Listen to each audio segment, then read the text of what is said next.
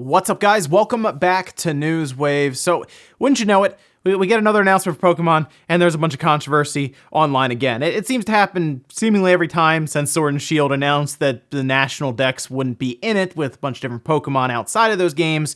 But Pokemon Home had quite a bit of information put out there. Pricing, tiers, all kinds of stuff. You know it's good when charts get involved. So we'll be going over all of that today and what you can expect from Pokemon Home.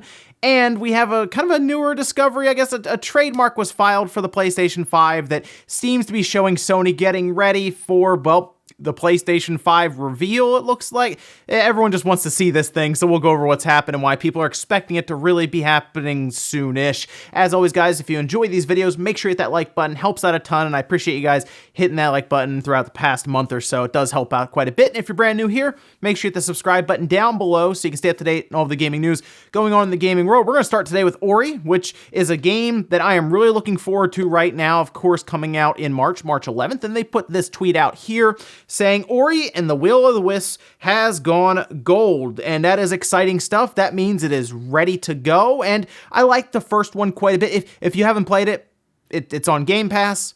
It's on PC, it's all over the place. On the Switch, you should go play it like immediately. It's an outstanding game, and I am ready for Will of the Wisps. I think that people are saying, like I'm seeing people saying it's a potential like Game of the Year nominee possibly for the, I mean, we have a lot of stuff coming out this year. I got to see everything else, but I think it is going to be a highly rated game, and I just overall think it's going to be high quality. So yes, I'm ready for this to come out. Great to see that it's gone gold and that you don't have to wait with like a delay.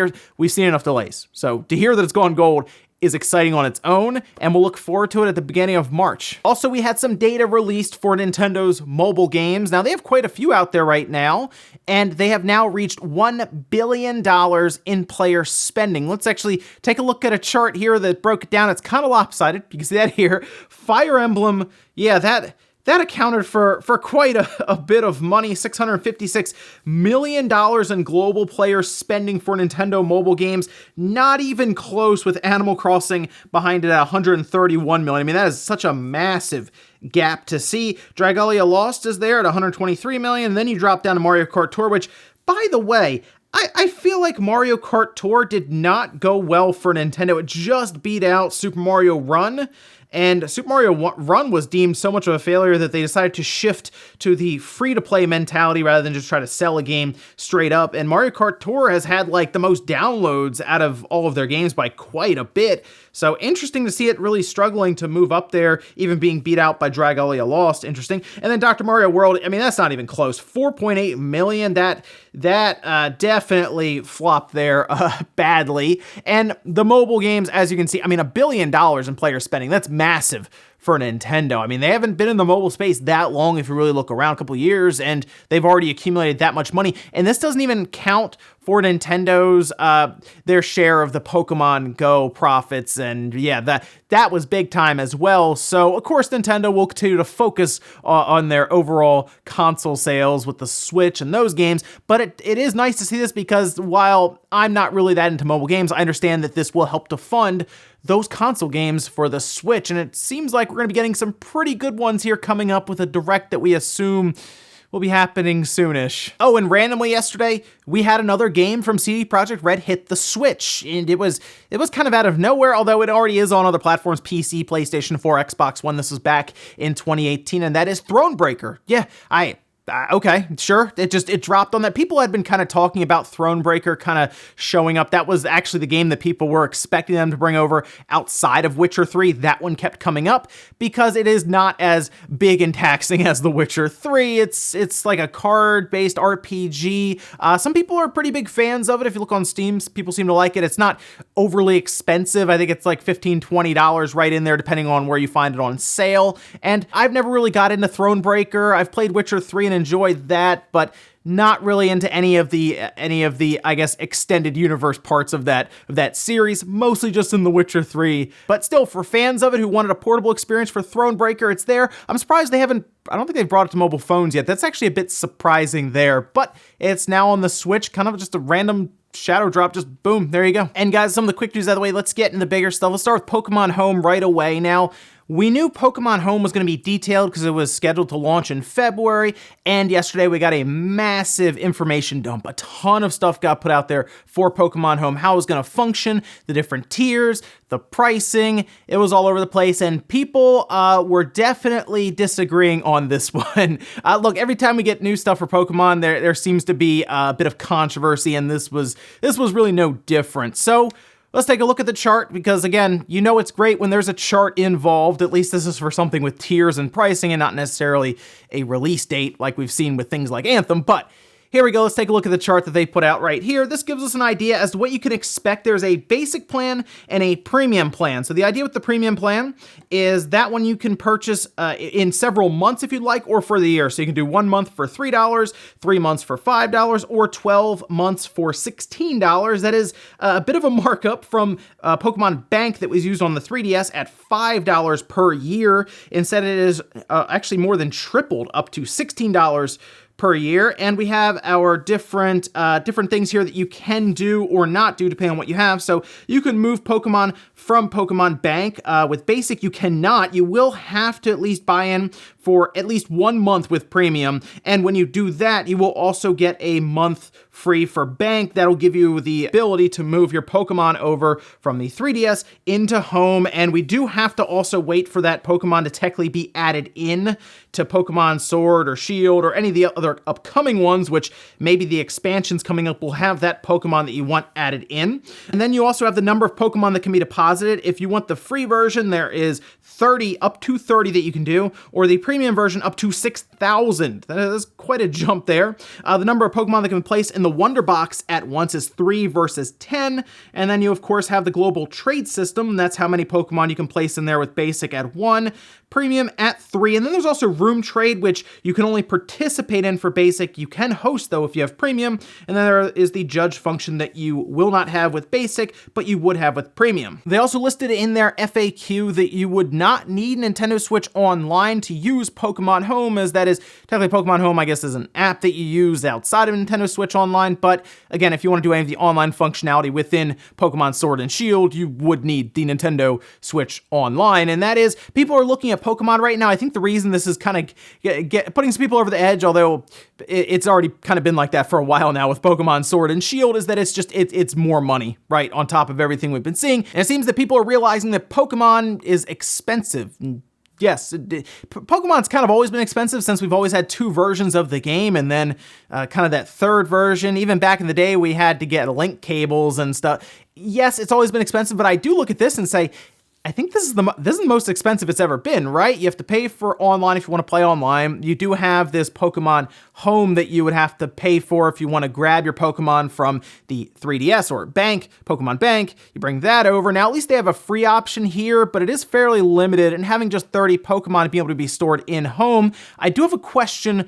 What happens if you do fill up more than that with your premium version and then it lapses or something, or you've only paid for so long and then it just goes out? What happens? Let's say you're up to like 800.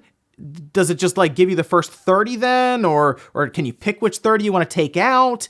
There are some questions I still have with this. And of course, you see people doing math. Oh, it's like $1.33 or something per month for the 12-month version. But I guess technically the cheapest you can get if you just want 1 month is $3. And it's needed if you want to pull your Pokemon from the 3DS. Now, if you don't care about that, you might be okay with the free version. You can still use the global trade system. You can still use Wonder Box. That's all fine. You can participate in room trades. I did see some people who are just fine with the idea of the free version because they don't really want to go back and get their 3DS Pokemon. But if you do, you definitely have to at least pay for 1 month of premium to go back and do that. And then I guess at that point, as long as you can sort out the Pokemon that are able to go into Sword and Shield, you can just move over to the free version. It is interesting to see just more stuff stacked up on Pokemon. I'm curious how people feel about Pokemon Home. While I didn't really get that in the Pokemon Sword or Shield, I'm actually curious to see people's take on this, because I look at that and I say, okay, $16 a year doesn't seem like a lot, but I guess we're stacking that on top of the other stuff, 2 versions of the game, of course. We got expansion passes now and Nintendo Switch Online. I do see why people are adding that up and saying, wait a minute, that's quite pricey to have all of this stuff. But let me know what you guys think about Pokemon Home and kind of the tiers that they have there. Maybe you want other options as well. That was something else that I saw people bring up. Next up, let's talk about the PlayStation 5, as people are waiting right now. Like they need to see this PS5, right? That's kind of where we are at this point. We've been building and building and building and building up to what we assume is going to be a big Sony blowout event where they talk about the PS5, they show it. Everything we've kind of heard now is from developers being fairly vague as to what they're developing on and kind of sizing it up to the Series X, and we've seen development kits much more than we've even thought of what the retail version is going to look like. People really want to see this thing. So even when we get little things that are starting to add up to a reveal, it goes viral. It gets really, really big. I mean, think about, we saw the logo and that broke records on Instagram. It's weird, right? Because we all knew what the logo was going to look like, but they showed it to us and everyone freaked out. So it's no surprise to me that when a trademark was spotted by Let's Go Digital, everyone started freaking out thinking we were going to get some sort of event. And I do think we're going to get one soonish, but it is looking more and more like that February 5th rumor of there being an event is looking less and less likely at this point. But this is what Let's Go Digital spotted. You can see their PS5 trademark good through 2030, so they're covering their bases there for the next 10 years. And this was actually filed with the Swiss Federal Institute of Intellectual Property. And what's making people believe that this could be leading to an announcement and an event soon is that they're kind of going around to all the different countries, it seems now, and just gathering up all of the trademarks, seemingly in preparation for a big event. And I do still think it's going to happen in February.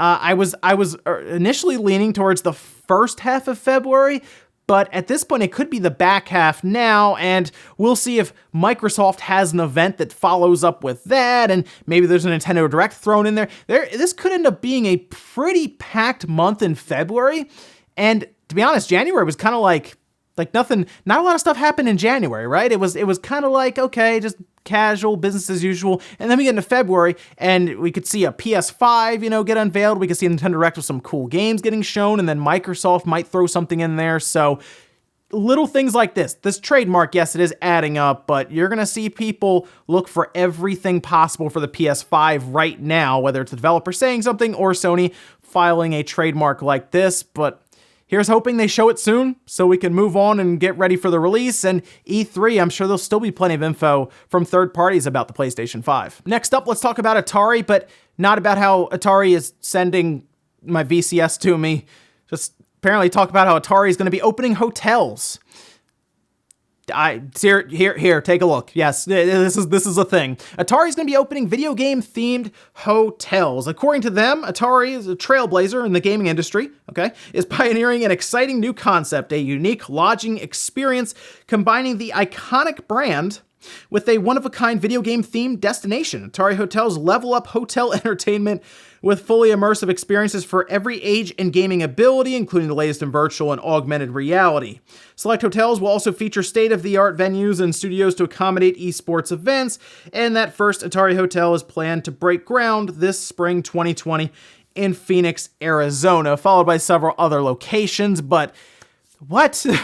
what is that? Atari, what are you doing? Okay, sure, a video game themed hotel is a neat idea. Nintendo was doing something similar in Japan, and that's cool. But Atari though, I don't know. I don't think I'm curious how many people would recognize the Atari logo now, younger people, younger kids, compared to maybe 10, 15 years ago. I feel like the Atari brand's lost a step.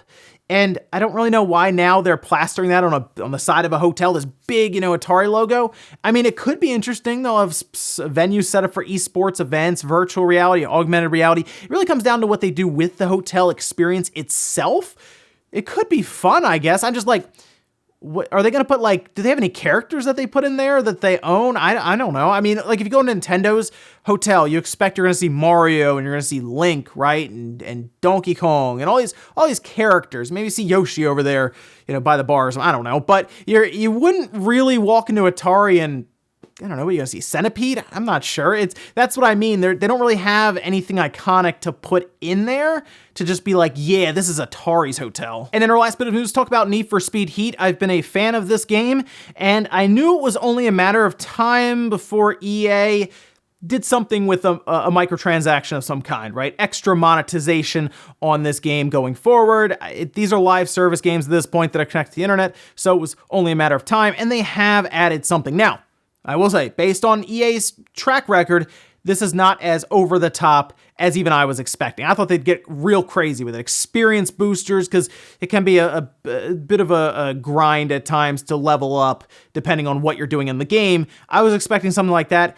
Not quite. It is something that's kind of like what we would have as a cheat code back in the day, but let's take a look. The keys to the map is available through a real money purchase. This will instantly reveal locations on the in-game map, including collectibles, activities, and gas stations. It won't complete any activities or collect street art for you, but their locations will be revealed. No need to slow down to explore, plus you will have access to all safe houses straight away except for one, which is unlocked through story progression. That's strange because what you're doing is basically paying money to then not explore. You just have everything on your map.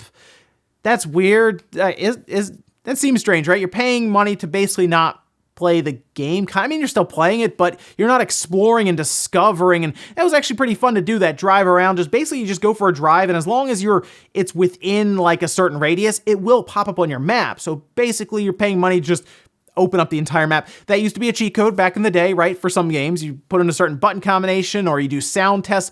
I'm going back a while, going to sound tests for button combinations, but it would do things like invincibility, level select, or even doing something like having all the icons appear. Now, look, again, this isn't the worst thing ever, and if they do car packs, which is something they've talked about, I get that too, because you have to, make the cars, model them, license them in some instances. So I understand that because they are technically selling your product to add on to the game that already has quite a few cars in it. This was just a strange one.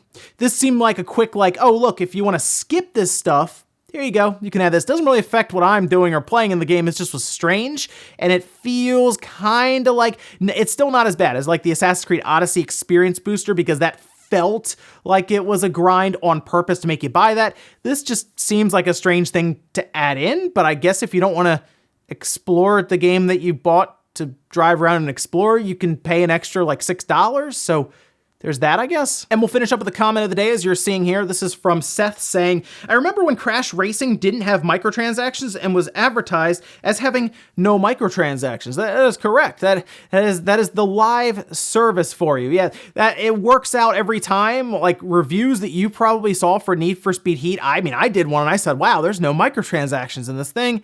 I can't believe it. But I did say, be careful, it's EA. They could add it in, but we have seen it before earlier on with live services where we figured, oh, nothing's being added, and then they do add it. Crash was the perfect example. They definitely added stuff in after reviews came out, and unfortunately for live services, maybe they will never add a microtransaction to Jedi Fallen Order, but we'll always think they could. Like they could, right?